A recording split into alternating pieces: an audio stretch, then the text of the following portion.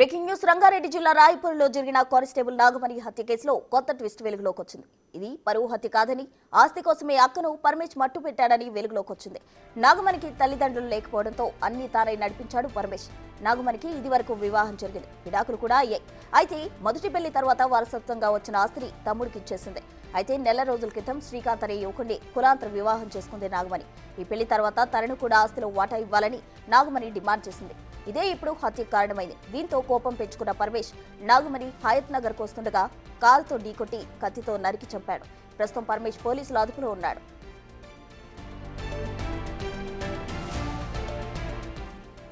కులాంతర వివాహం కారణంగానే తన భార్యను హత్య చేశారంటున్నారు కానిస్టేబుల్ నాగమణి భర్త శ్రీకాంత్. తమ ప్రేమ విషయం తెలిసి ఇంట్లో వాళ్ళు నాగమణి పట్టించుకోవడం మానేశారని, 2021లో ఆమెకు కానిస్టేబుల్ ఉద్యోగం వచ్చిన తర్వాత దగ్గరయ్యారన్నారు. తాము నవంబర్ 10న యాదగిరిగుట్టలో పెళ్లి చేసుకున్నామని, ఆ వెంటనే తమకు ప్రాణహాని ఉందని ఫిర్యాదు చేసినట్టు తెలిపారు. మేం పెళ్లి చేసుకున్నప్పటి నుండి మమ్మల్ని చంపుతామని కుటుంబ సభ్యులు బెదిరిస్తూ వచ్చారని, ఈ రోజు అనుకున్నట్టే నా భార్యను వాళ్ళ తమ్ముడు చంపేశాడని ఆరోపించారు.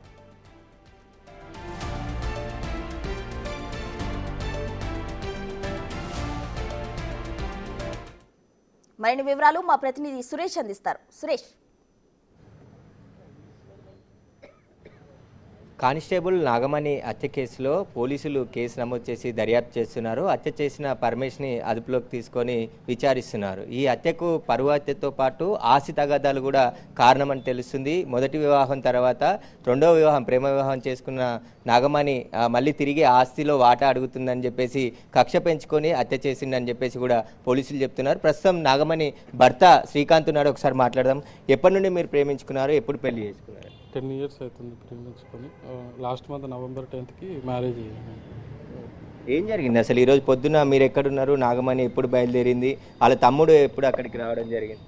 అంటే ఆయన ప్లాన్ ఏందో మనకు తెలియదు. మనమైతే రెగ్యులర్గా డ్యూటీ పోయేటట్టు రెగ్యులర్ టైంకి 9:40కి అట్లా ఇంట్లోకి వెళ్ళినాం.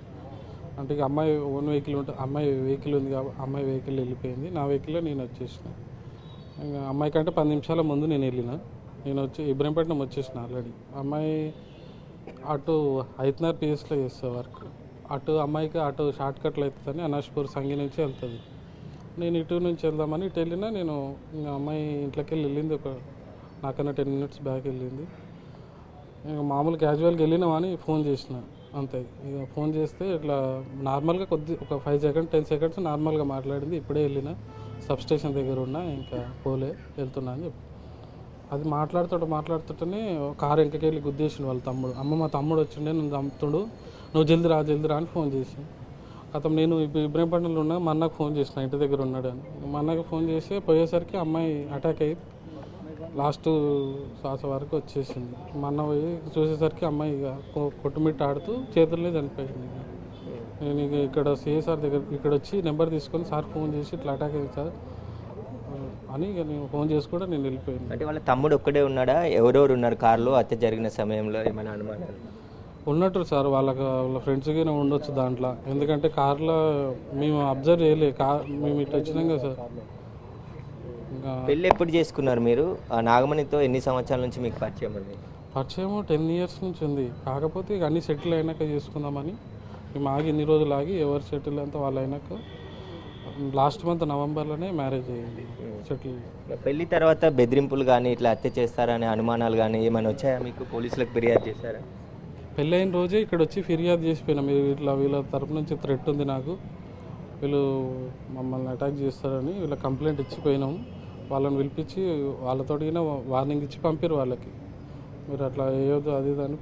వాళ్ళు ఒక 20 మంది దాకా వచ్చారు. వాళ్ళందరిని పిలిచి మాట్లాడి పంపించేసారు. వాళ్ళు మమ్మల్ని అట్లా వెళ్ళిపోయినామా మీరు మాట్లాడినాం అన్నట్టు పంపించేసారు.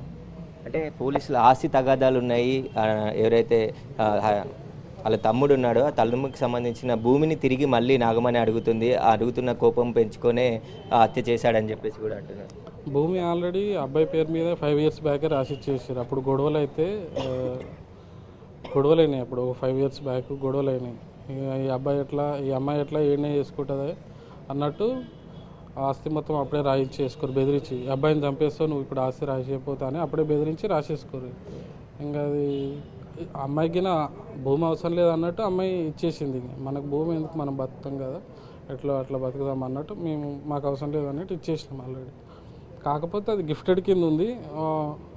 అది ఇష్యూ కాదు, క్యాస్ట్ ఒకటి ఇష్యూ అయింది వాళ్ళకి. క్యాస్ట్ కోర్టు వరకు కూడా వెళ్తాను భూమి ఇవ్వకుంటే కోర్టుకు వెళ్ళి నేను తేల్చుకుంటా అని చెప్పేసి వివాదేమైనా గొడవ పడ్డారా అన్న చెల్లెతో ఇద్దరు? అట్లా ఏం లేదు, ల్యాండ్ గురించి ఏం లేదు. ఇక వాళ్ళ తమ్ముడే కదా ఊరుకొద్దు భూమి, వాళ్ళ అమ్మాయి ఇచ్చేస్తాం అన్నట్టే ఉన్నది.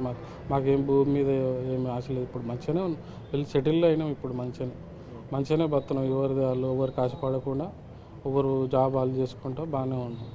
కాకపోతే ఇక అబ్బాయికి క్యాస్ట్ మా అక్క వేరే క్యాస్ట్ చేసుకుందన్న ఫీలింగ్ తోటి అటాక్ చేసిండు. ఎంతమంది ఉన్నది అనేది ఇక అది ఇన్వెస్టిగేషన్ చేస్తే తెలుస్తుంది. ఆ కార్లో ఎవరు అబ్జర్వ్ చేయలేదు అది ఎవరెవరు ఉన్నదని. మరి పోలీసులకు ఫిర్యాదు చేసారు ప్రాణహాని ఉంది అన్నప్పుడు, అప్పుడు పిలిచి వాళ్ళ తమ్ముడు ఎందుకంటే తల్లిదండ్రులు ఎట్లా లేరు, తమ్ముడు ఒక్కడే ఉన్నారు అంటున్నారు.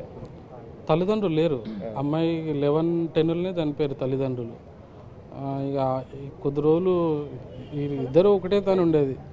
దాని తర్వాత అబ్బాయి ఎట్లా కన్ఫర్మ్ అయ్యింది, ఈ అమ్మాయి వీడిని ఎట్లా చేసుకుంటుంది అన్నట్టు ఇక అమ్మాయిని ఇంట్లోకి వెళ్ళి పంపించి ఇంకా ఇట్లా అయ్యింది స్టోరీ. మీరేం చేస్తుంటారు? అగ్రికల్చర్ దాంట్లో వర్క్ చేస్తే ల్యాబ్ అసిస్టెంట్ కింద. అంటే ప్రస్తుతం మీరు రాయపూర్లోనే ఉంటున్నారా, దాయిత్ నగర్కి? సిటీలోనే ఉంటున్నాం. నిన్న మా అమ్మ నాన్న చూద్దామని చూసిపోదామని వచ్చినాం, నిన్న ఆఫ్ ఉంటే. ఇట్లా అయితే నవంబర్ 10వ తేదీన వివాహం చేసుకున్నారు. ఆ తర్వాత ఊరు నుంచి సిటీలోకి వెళ్ళి అక్కడే నివాసం ఉంటున్నారు. నిన్న ఆదివారం కావడంతో సెలవు ఉండడంతో ఇంటికి వచ్చి శ్రీకాంత్ ఇంట్లోనే ఉన్నారు. ఆ తర్వాత ఈరోజు తిరిగి ఆయన విధులకి శ్రీకాంత్ వెళ్ళడం జరిగింది. నాగమణి పోలీస్ స్టేషన్ హైత్నగర్కి బయలుదేరి వెళ్తున్న క్రమంలోనే తమ్ముడు ముందుగానే పథకం ప్రకారం ప్లాన్ చేసుకొని తన కారులో ఒక కత్తి తీసుకొని ఊరికి దాటిన తర్వాత దాదాపు ఒక 200 మీటర్ల దూరం వెళ్ళిన తర్వాత ఎవరు లేని చోట ఆ బైక్ను ఢీకొట్టిన తర్వాత అత్యంత దారుణంగా హత్య చేయడం జరిగింది. హత్య అనంతరం అక్కడ నుంచి పారిపోయారు. పోలీసులు ప్రస్తుతం పరమేశ్ని అదుపులోకి తీసుకొని విచారిస్తున్నారు. ఈ కేసుకు సంబంధించి దర్యాప్తు చేస్తున్నారు. Right Suresh, thank you.